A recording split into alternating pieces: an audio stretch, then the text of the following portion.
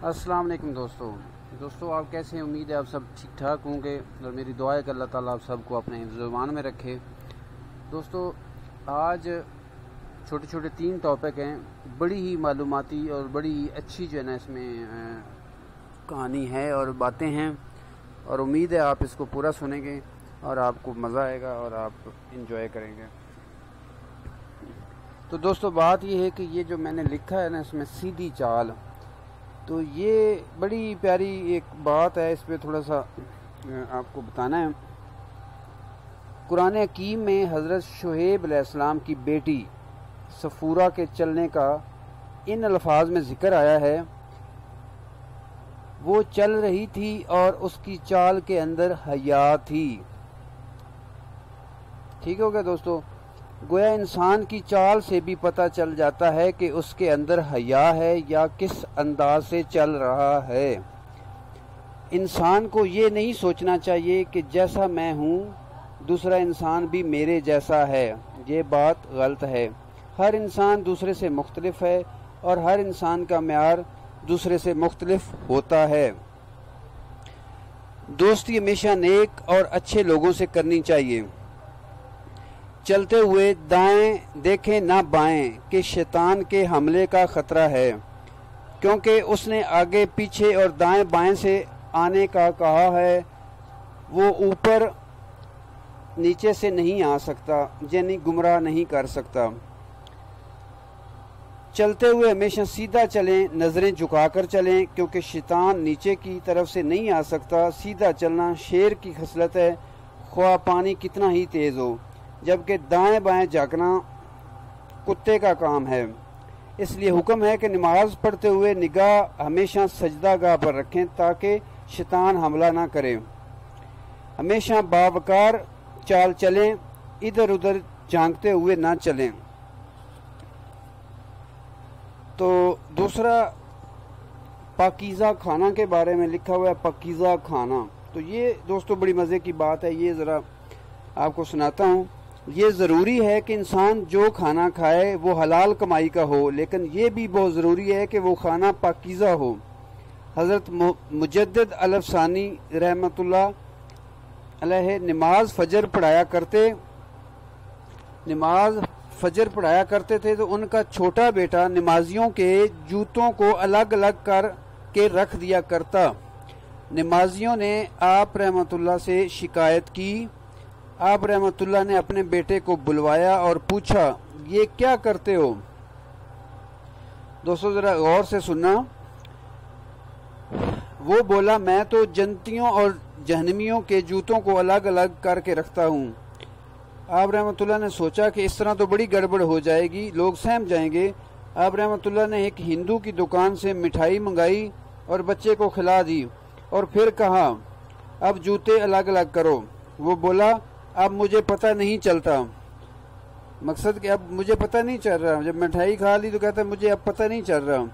इससे मालूम हुआ कि खाना पीना भी इंसान पर असर अंदाज होता है। अगर नेक और पाकीज़ा रहने की ख्वाहिश है तो पाकीज़ा चीज़ें खाएं, बाजार की अशिया ना खाएं।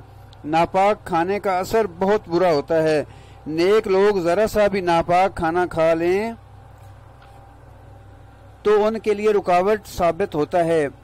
हमने नोट किया कि एक होटल से जब भी खाना खाया हमारी 1 या 2 नमाजें रह गईं। सफ़र में हूँ तो सिर्फ फल खरीद कर खाएं कि ये तो पाकीज़ा ही हैं। गोश्त से बनी हुई अशिया हरगिज़ ना खाएं। मछली खा लें कि ये तो पहले ही ज़िबा शुदा होती है। तो दोस्तों अगला टॉपिक था चंद गलत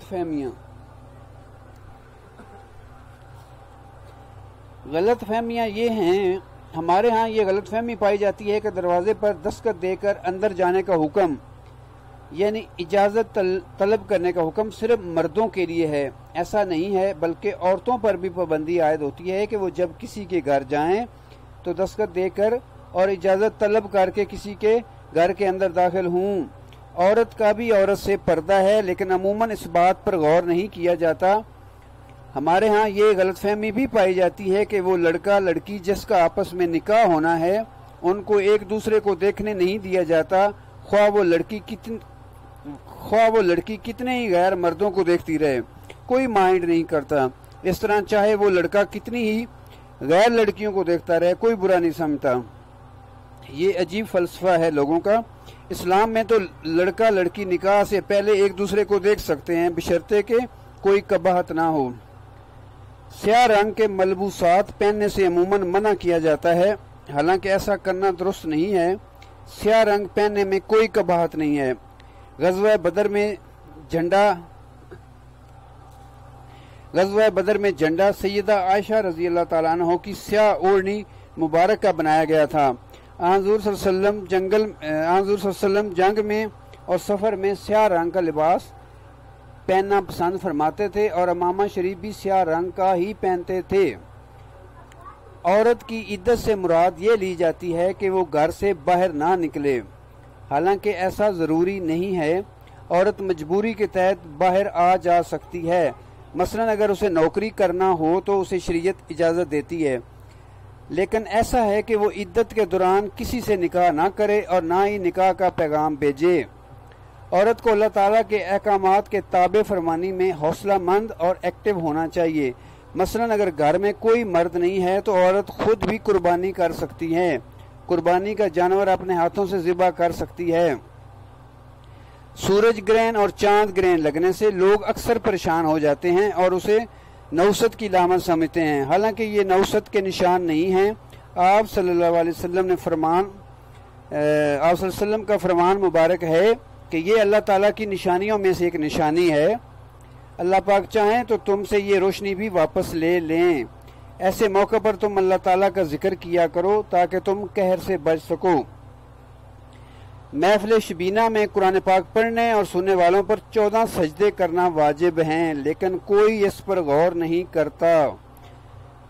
ہمارے ہاں یہ سوچا جاتا ہے کہ حق مہر لکھوایا ہی نہ جائے، اور اگر لکھوایا جائے تو بہت ہی کم۔ حالانکہ یہ غلط رویہ ہے، کیونکہ حق مہر تو ہمارے مذہب میں جائز ہے، اور والدین کو یہ ضرور لکھوانا چاہیے کہ یہ تو بیٹیوں کا تحفظ ہوتا ہے۔ مہر کی مقدار مناسب لکھوانی چاہیے اور نہ ہی بہت کم۔ کچھ لوگ کہتے ہیں کہ اگر خدا چاہتا تو ہم بھی نیک اعمال کر لیتے۔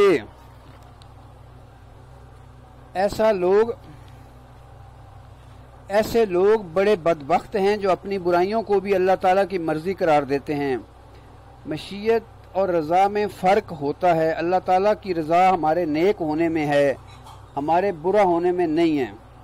تو دوستو، آج کی ویڈیو، آج کا ٹاپک بس اتنا ہی تھا، اور یہ امید ہے آپ کو اچھا لگا ہوگا، اور اگر آپ کو یہ اچھا لگا ہے تو اپنے دوستوں کے ساتھ شیئر کریں، اسے لائک کریں اور میرے چینل کو سبسکرائب کریں، اور ساتھ لگی بیل آئیکن کو پریس کر دیں تاکہ ہر آنے والی ویڈیو آپ تک بآسانی پہنچ سکے۔ تو دوستو، نیکسٹ ویڈیو تک اللہ حافظ۔